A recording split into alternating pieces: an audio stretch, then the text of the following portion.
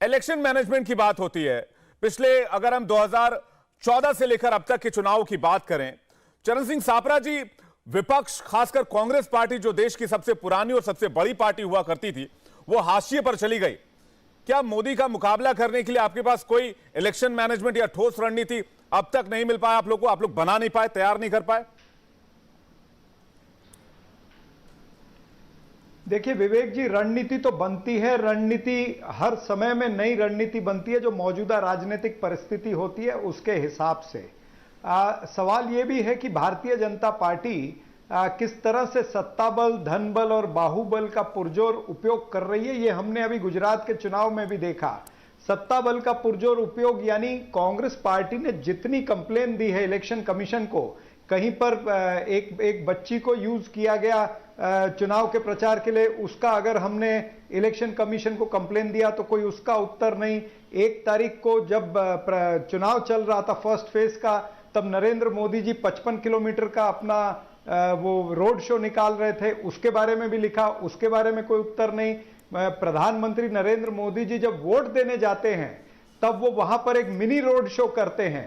क्या आप मुद्रा लोन के लिए दर्जनों बैंक जाकर थक चुके हैं? आसानी से 10 लाख मुद्रा लोन कैसे प्राप्त करें सीखना है तो फ्रीडम ऐप को अभी डाउनलोड करें।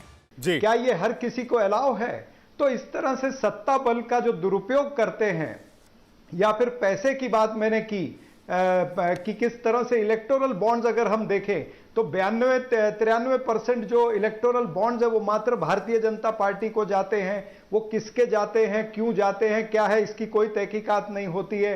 बाहुबल की अगर हम बात करें तो आपको याद होगा कि गुजरात के ही चुनाव में हमारे एक एमएलए कांति खरड़ी, जो आदिवासी एमएलए है, उनको किडनैप कर लिया गया। हालांकि उन्होंने एक दिन पहले इलेक्शन कमीशन को लिखित दिया था कि मुझे पुलिस की सुरक्षा दी जाए, मेरी जान को खतरा है, लेकिन उनको सुरक्षा नहीं दी गई, उनको किडनैप किया गया। वो कहीं छुप करके जंगल में बैठे रहे और फिर चुनाव के दिन वो आए हैं। तो ये तमाम सारी बातें हैं जिससे ये सिद्ध होता है कि भारतीय जनता पार्टी सत्ता बल, धन बल और बाहुबल का पुरजोर उपयोग करती है, जिस वजह से उनको वो एडवांटेज मिलता है। ठीक है, 2014 में जब इलेक्शंस हुए, आपने कहा कि अब सत्ता बल, इलेक्टोरल बॉन्ड्स, बाहुबल, बहुत सारे अच्छे अच्छे भारी भरकम शब्दों का आपने इस्तेमाल किया। सापरा जी, 2014 में 8 राज्यों में इलेक्शंस हुए, आंध्र प्रदेश, अरुणाचल प्रदेश, हरियाणा, जम्मू कश्मीर, झारखंड, महाराष्ट्र, ओडिशा और सिक्किम। सिर्फ अरुणाचल प्रदेश को छोड़ दे तो आप तमाम राज्यों में आप हार गए। 2014 की बात कर रहा हूं, 2022, 21, 20, 19, 18, 17, 16 की बात नहीं कर रहा मैं। इसके लिए अगर यह बार बार पूछा जा रहा है कि आपके पास कोई ठोस रणनीति नहीं है, और जिस हिसाब से प्रधानमंत्री मोदी रणनीति तय करते हैं, कल वो वोट डाले और उसके बाद सीधे बीजेपी मुख्यालय पहुंच गए और 2024 के चुनाव पर चर्चा की। मैं उस लेवल के मैकेनिज्म की बात कर रहा हूं सापरा जी। देखिए नरेंद्र मोदी जी देश के प्रधानमंत्री है, उनको देश चलाने का दायित्व जो है वो देश की जनता ने दिया है। इसके लिए उनकी जवाबदारी बनती है कि वो चुनाव खत्म होते ही अगर तुरंत अपने प्रधानमंत्री के कार्यालय में जाकर के प्रधानमंत्री का काम करने लगे तो वो अच्छी बात है। यही तो आदरणीय खड़गे साहब कहते थे कि आप देश के प्रधानमंत्री हैं, आपके पास इतनी जवाबदारियां हैं। आज देश के ऊपर आर्थिक संकट आया हुआ है, रुपया डॉलर की तुलना में 83 रुपए तक चला गया है। उसके बाद में अगर हम देखें, महंगाई जो है वो 45 वर्षों में इतनी महंगाई नहीं थी जो आज महंगाई है। बेरोजगारी देखें तो बेरोजगारी भी चरम पर है। ऐसे अनेक आदिवासियों के मुद्दे, किसानों के मुद्दे, ऐसे अनेक मुद्दे, नौजवानों के, कामगारों के मुद्दे हैं जिस पर प्रधानमंत्री को अपना ध्यान केंद्रित करना चाहिए। लेकिन प्रधानमंत्री मात्र चुनाव प्रचार की एक मशीन बन करके घूमते हैं। वो चाहे लोकसभा का चुनाव हो, चाहे विधानसभा का, चाहे वो महानगर पालिका या नगर परिषद का चुनाव हो। यही बात तो खड़गे साहब ने कही है कि प्रधानमंत्री के पास में एक बड़ा दायित्व है, पूरा देश चलाने का दायित्व है। अगर आप 27 दिन, 24 दिन अगर गुजरात में ही चुनाव प्रचार करते रहेंगे, 33 रैलियां करेंगे, यानी आपका सारा कंसंट्रेशन आपकी सरकार मैं जवाब, अगर 40 मंत्री गुजरात के अंदर आप कह रहे हैं कि प्रधानमंत्री की सरकार का काम कब होगा? यही तो मूल सवाल है जी। ये आप कह रहे हैं कि प्रधानमंत्री की जिम्मेदारी पूरे देश की है, प्रधानमंत्री किसी एक पार्टी का प्रचार नहीं कर सकते, या प्रधानमंत्री को बीजेपी का प्रचार नहीं करना चाहिए। मैं जफर इस्लाम जी से इसका जवाब ले लेता हूं। जफर इस्लाम साहब ये कह रहे हैं कि मेरा ये कहना नहीं था, सुनिए। नहीं, मैं इसमें करेक्शन कर दूं जरा। बोलिए। आप थोड़ा सा एक्सीड कर गए, मैंने जो बोला उसको एक्सीड कर गए हैं।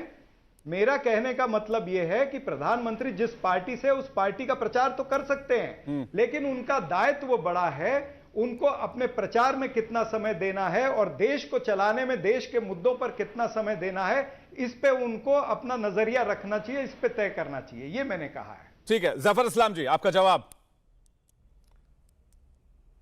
देखिए विवेक जी, आज देश मजबूत हो गया, मजबूत है, पूरे दुनिया में भारत का वर्चस्व है, दबदबा है, इस बात को कोई ठुकरा सकता है? देशवासी सब जानते हैं कि आज पहली बार ऐसा हुआ है कि पूरी दुनिया भारत की ओर देखती है और भारत ने अपनी ताकत को, ऐसा नहीं कि ताकत एक दिन में ही जुटी, इस देश में ताकत है, उस ताकत को सही इस्तेमाल करने की जो लीडरशिप है, वो लीडरशिप जो है 2014 के बाद है। इसलिए आज दुनिया को इस बात को एक्सेप्ट करना पड़ा कि भारत अब एक सॉफ्ट नेशन है, स्ट्रांग नेशन है। और वो इस वजह से है कि आदरणीय प्रधानमंत्री जी की लीडरशिप है, जो देश चलाना जानते हैं। ये तो हुआ एक्सटर्नल मामला। इंटरनल में आप देखिए, हर तरह से लोगों की चिंता करने वाले प्रधानमंत्री, सड़क, बिजली, पानी, ये सारी चीजें जो है इन्होंने कही थी, उसको पूरा किया आदरणीय प्रधानमंत्री जी। घर देने का, जिसके छत पे घर नहीं, उनको घर देने का काम आदरणीय प्रधानमंत्री जी ने किया। सड़कें बनवाई, पानी, घर में पीने का पानी, इलेक्ट्रिसिटी जहां जहां तक नहीं पहुंची थी। जनता को क्या चाहिए? जनता को सुविधाएं चाहिए। उनके बैंक अकाउंट खुलवाए, उनको ट्रांसफर किया, उनको मजबूत बनाया, उनके हाथ थामे, उनको नहीं, वो कह रहे देश पर फोकस कम है, बीजेपी को जिताने पर फोकस ज्यादा है। तबका का हो, ये कांग्रेस पार्टी का सवाल है, इसलिए देश तो आगे बढ़ रहा है। ठीक कर दूं जी सापरा जी, एक सेकंड में आ रहा हूं मैं। जफर इस्लाम जी, एक मिनट सर, पूरी मेरी बात, अभी इतना देर मेरी बात तो खत्म होने दीजिए। मैं इनका थोड़ा सा फोकस। क्या आप मुद्रा लोन के लिए दर्जनों बैंक जाकर थक चुके हैं? आसानी से 10 लाख मुद्रा लोन कैसे प्राप्त करें सीखना है तो फ्रीडम ऐप को अभी डाउनलोड करें।